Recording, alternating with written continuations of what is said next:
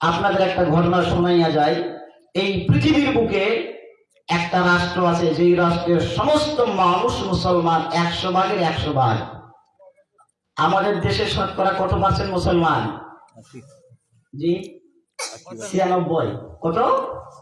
96। আর ভারতে আছে মুসলমানের পার্সেন্টেজ 24-25, এরকম বিশ্বের বিভিন্ন দেশে। কিন্তু পৃথিবীর একটা রাষ্ট্র আছে, যে রাষ্ট্রে মুসলমানের সংখ্যা একবারে 100-100। এই দেশটার নাম জানেন? এই দেশটার নাম হচ্ছে মালদ্বীপ। এই দেশের নাম কি? মালদ্বীপ। মরক্কো থেকে একজন ব্যক্তি সারা পৃথিবীর বিভিন্ন রাষ্ট্রে যেতেন, তার নাম হচ্ছে ইবনে বতুতা। নাম কি? Ibn Battuta. আপনারা নেটে সার্চ দিবেন, পাওয়া যাবেন, তার লেখা অনেক বই আছে।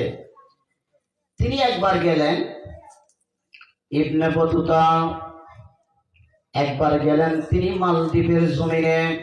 একটু লক্ষ্য করবেন, আমি চলে যাব আলোচনার দিকে। ইবনে বতুতা একবার চলে গেলেন মালদ্বীপে, গিয়ে দেখলেন বিভিন্ন জায়গায় মসজিদ আর মসজিদ, মাদ্রাসা মাদ্রাসা, দিন ইসলাম শিক্ষা হয়, শুধু মুসলমান আর মুসলমান। ইবনে বতুতার মনের মাঝে বড় প্রশ্ন জাগলো, কেমনে এইগুলো হলো? একজনকে জিজ্ঞেস করলো, কেমনে বলো? আপনাদেরকে যে ঘটনা শোনাচ্ছি আজ থেকে 900 বছর আগের ঘটনা শোনাইয়া দিচ্ছি ইতিহাস থেকে। ইবনে বতুতা বলেন, একজনকে জিজ্ঞেস করলাম, তিনি বললেন ওই মক্কা থেকে একজন কোরআনের হাফেজ আসছিল আমাদের দেশে। ওই হাফেজ এক রাতের বরকতে আল্লাহ রাব্বুল আলামিন সমস্ত মালদ্বীপবাসীকে মুসলমান বানায়া দিয়েছে। জোরে জোরে বলুন সুবহানাল্লাহ।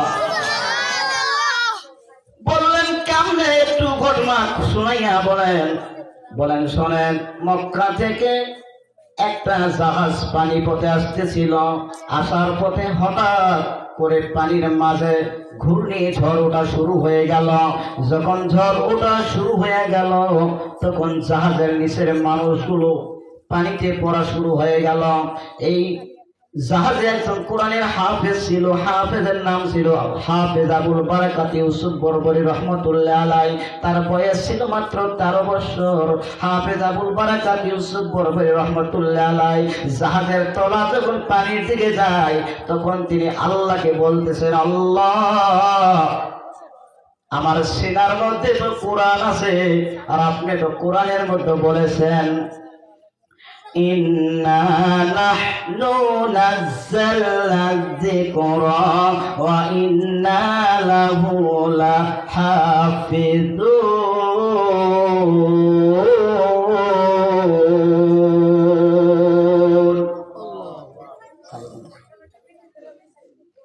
আল্লাহ রাব্বুল আলামিন বলেন, এই কোরআন আমি নাযিল করে দিয়েছি। পৃথিবীতে যত শয়তান, নমরুদ, ফেরাউন, হামান আসুক, কিন্তু এই কোরআনকে ধ্বংস করতে কেউ পারবে না। এই কোরআনটা হেফাজতের দায়িত্ব কে নিয়েছেন? হাফেজ আবুল বারাকাত ইউসুফ বরবরী রহমতুল্লাহ আলাই বলেন, আমি যখন এইমাত্র এই চিন্তা করলাম আর মনে মনে আল্লাহকে ডাকতেছি, আল্লাহ, ইউনূস আলাইহিস সালাম যখন মাছের পেটের মধ্যে ছিল, 40 দিন যাবত পানিতে ছিল মাছের পেটে। আমার আগের আলিম বলে গেলেন কতদিন ছিল? 40 দিন ছিল। আল্লাহ, ওই 40 দিন তুমি মাছের পেটের মধ্যে ইউনূস আলাইহিস সালামকে খাওয়াইয়া তুমি বেঁচে রাখছো। না খাওয়াইয়া, না খাওয়াইয়া? খাওয়াইয়া বেঁচে রাখছো। একদিকে পানির নিচে, 2 নাম্বার মাছের পেটের মধ্যে, তাও 1 দিন না, 2 দিন না, 40 দিন। ও আল্লাহ, আমারে কি বাঁচাইবা না? ইব্রাহিম আলাইহিস সালামকে আগুনের মধ্যে রাখছো 40 দিন, আগুন কি পুড়ছে? পড়ে নাই। ও আল্লাহ, মুসা আর ফেরাউন যখন যায়, সাগরের মধ্য দিয়ে রাস্তা বানাইয়া মুসা আলাইহিস সালামকে রক্ষা করেছো, আমারে কি রক্ষা করবা না? হাফেজ আবুল বারাকাত ইউসুফ বরবরী রাহমাতুল্লাহ আলাইহি বলেন, আমি চোখের পলকেই দেখতে পাই আমার সামনে একটা কাঠের ছোট্ট টুকরা। ওই টুকরার উপরে আমি উঠলাম। ওঠার সময় একটা দোয়া পড়লাম, সকলেই বললাম বিসমিল্লাহি তাওয়াক্কালতু। আবার বল বিসমিল্লাহি তাওয়াক্কালতু আলাল্লাহ, আল্লাহ আমি সমস্ত নির্ভর করলাম কার উপর? হাফেজ আবুল বারাকাত ইউসুফ বরবর রাহমাতুল্লাহ আলাইহি বলেন, আমি ওই কাঠের টুকরার উপর চড়ে আমি চোখটা বন্ধ করলাম, কেমনে কেমনে জানি না সাগরের ঢেউয়ে পানির স্রোতে স্রোতে চলে আসে একটা বালুর কিনারায় উঠলাম। আর আমার মনের মধ্যে আল্লাহ, জাহাজের মাঝে কত মানুষ ছিল, আমার আব্বা ছিল, আমার মা ছিল, আমার প্রতিবেশী ছিল, সবাই তো দুনিয়া থেকে চলে গেল। আমি এই বালুময় জায়গায় আসলাম, এখানে আসে দেখি কেউ নাই, মসজিদ নাই, মাদ্রাসা নাই, আমি কিছুই দেখতে পাই না। ভিজা শরীর নামাজ পড়বেন এমন চিন্তা করতেছেন, কোন দিক পশ্চিম তাও চিনতেছে না। এমন সময় হাফেজ আবুল বারাকাত ইউসুফ বরবরি রাহমাতুল্লাহ আলাইহি বলেন, আমার আল্লাহ রব্বুল আলামিন তো জানাইয়া দিয়েছেন, কোন মানুষ যখন বিপদে পড়ে, মুসিবতে পড়ে, ওই সময় যেন সে পড়ে লা ইলাহা ইল্লা আনতা, বলে দেখি লা ইলাহা ইল্লা আনতা সুবহানাকা ইন্নী কুনতু মিনাজ জালিমিন।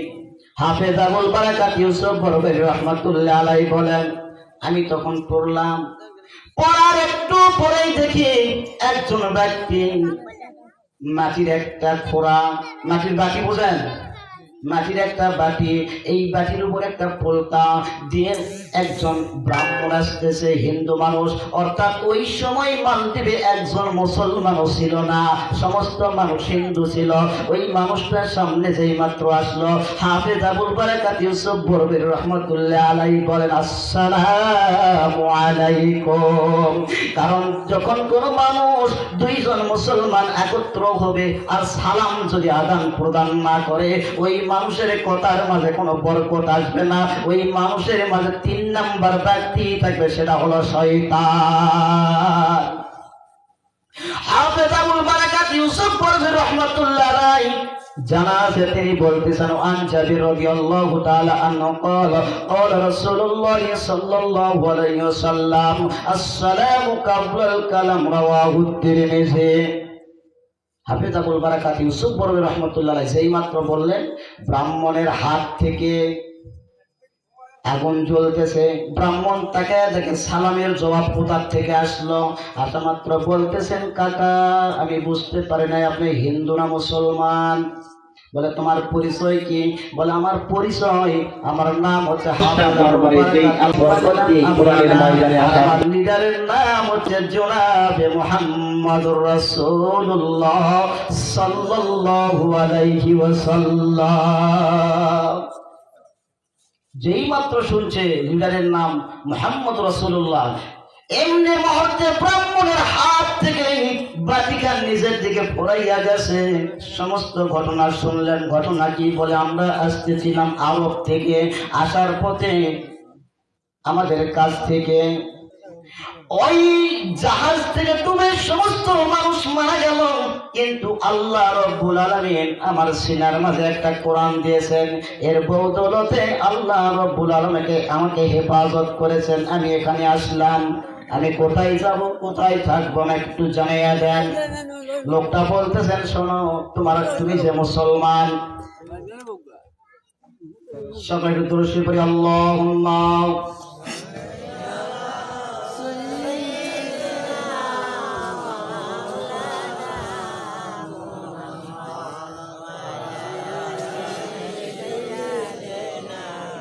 মাওলানা মুহাম্মদ। হাফেজ আবুল বারাকাত ইউসুফ বরবরি রাহমাতুল্লাহ আলাইহি ব্রাহ্মণকে বলতেছেন, আমার কি থাকার জায়গা দিবেন?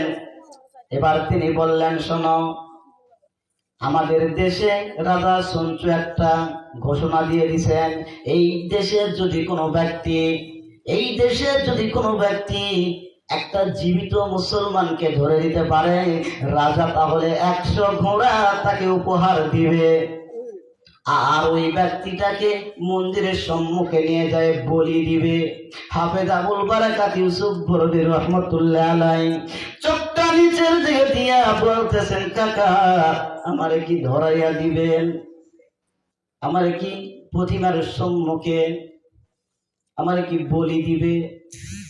যখন বলছেন এমন সময় মনের মাঝে একটা চিন্তা হলো, ভয় করার দরকার নাই, আমার আল্লাহ রব্বুল আলামিন কুরআনুল কারীমের মাঝে ঘোষণা দিয়েছেন, বলুন, ইন্নাস সালাতি ওয়া নুসুকি ওয়া মাহইয়ায়া ওয়া মামাতি লিল্লাহি রাব্বিল আলামিন।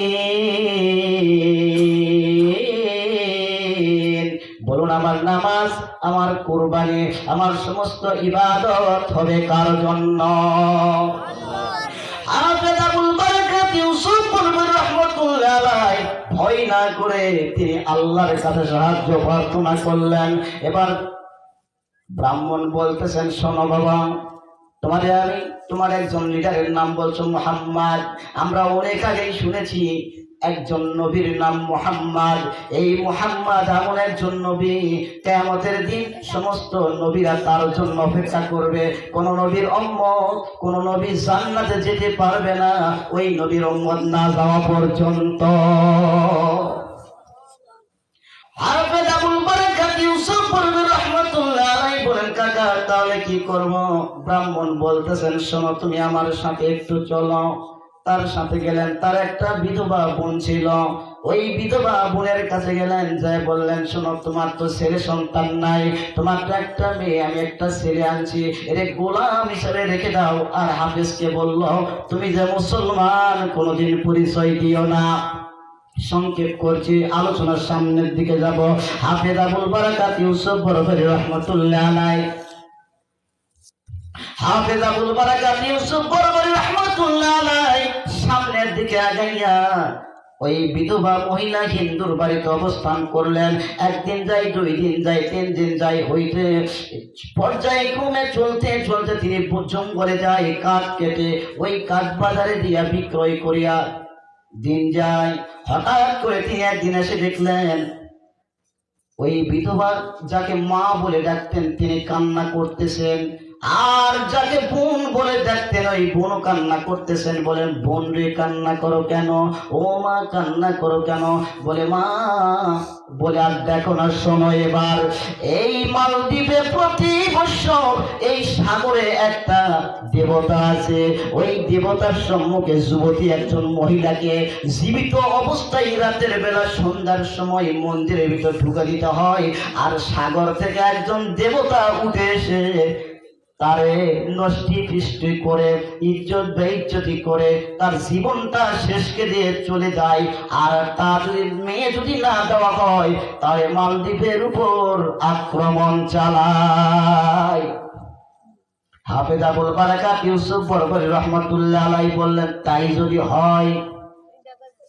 যদি হয় তাহলে একটা কাজ করেন, আপনারা কান্না করেন না, আমার বোনের যে কাপড়গুলো রাজার পক্ষ থেকে লাল রঙের কাপড়গুলো দেওয়া হয়েছে, সোনার বালা দেওয়া হয়েছে, ওইগুলো আমাকে দাও, মেয়ের মতো সাজাইয়া আমারে দাও।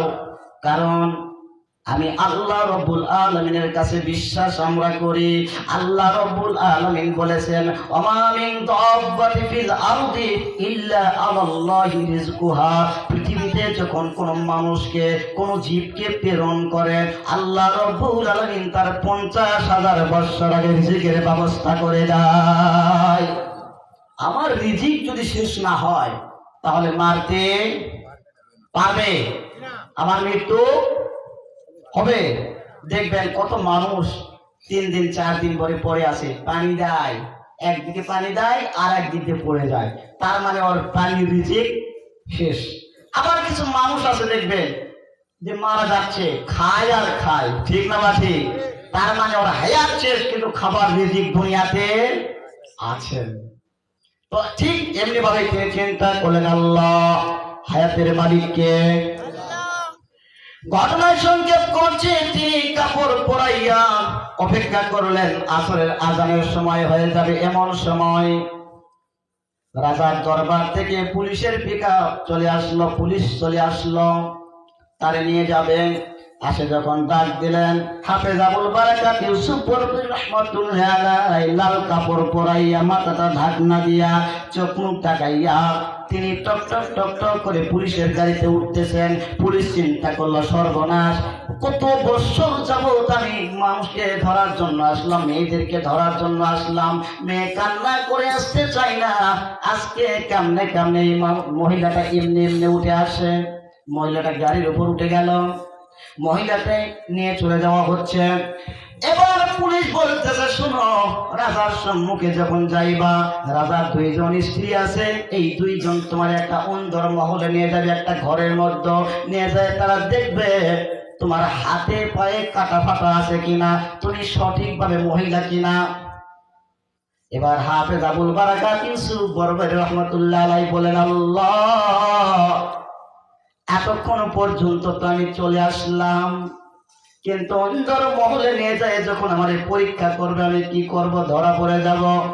এবার তিনি চিন্তা করলো, আল্লাহ, রাসূল সাল্লাল্লাহু আলাইহি ওয়াসাল্লাম যেদিন মক্কা থেকে মদিনায় যাবেন, এক মুষ্টি বালু নিলেন, সূরাতুল ইয়াসিন থেকে একটা আয়াত তেলাওয়াত করলেন, ৮ নম্বর আয়াতটা তেলাওয়াত করে ফু দিয়া ফেলে দিলেন।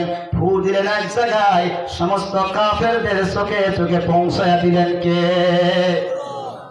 আল্লাহ, তুমি তো রক্ষা করবাই, আর তুমি ছাড়া কেউ নাই।